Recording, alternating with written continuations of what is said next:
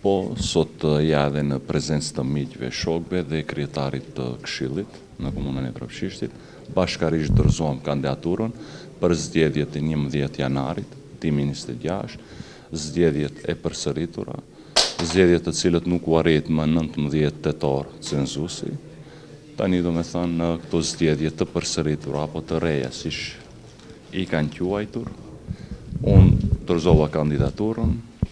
dhe mesazhi im është që qytetarët të shprehin maksimum